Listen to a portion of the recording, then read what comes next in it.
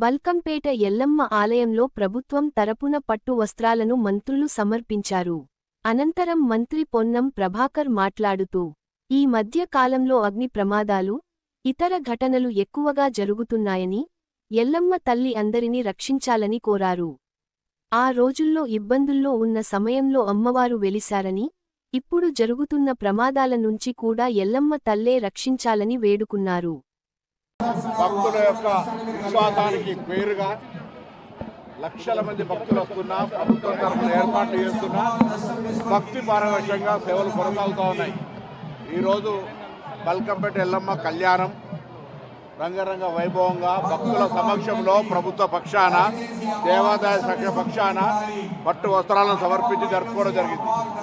ఈ కళ్యాణం లోక కళ్యాణం కొరకు, ఆ అమ్మవారి కళ్యాణం ద్వారా అందరూ సుఖ సంతోషాలతో ఉండి సుభిక్షంగా ఉండాలని అమ్మవారు ప్రార్థిస్తారు.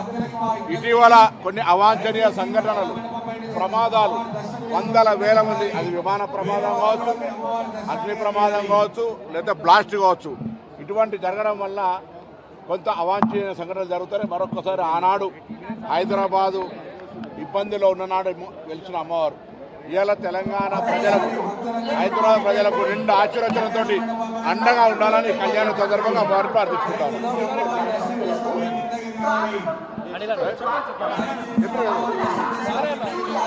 ఎల్లమ్మ తల్లి కళ్యాణం ఎంతో వైభవంగా జరుగుతుంది.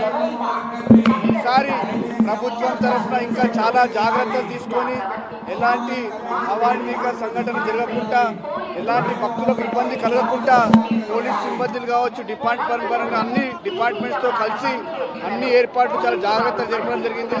ఎవరికి ఎలాంటి ఇబ్బంది కలగకుండా కూడా ప్రభుత్వం తరఫున అన్ని ఏర్పాట్లు కూడా చేయడం జరిగింది. అదేవిధంగా అందరూ బాగుండాలని అమ్మవారిని కూడా కోరడం జరుగుతుంది.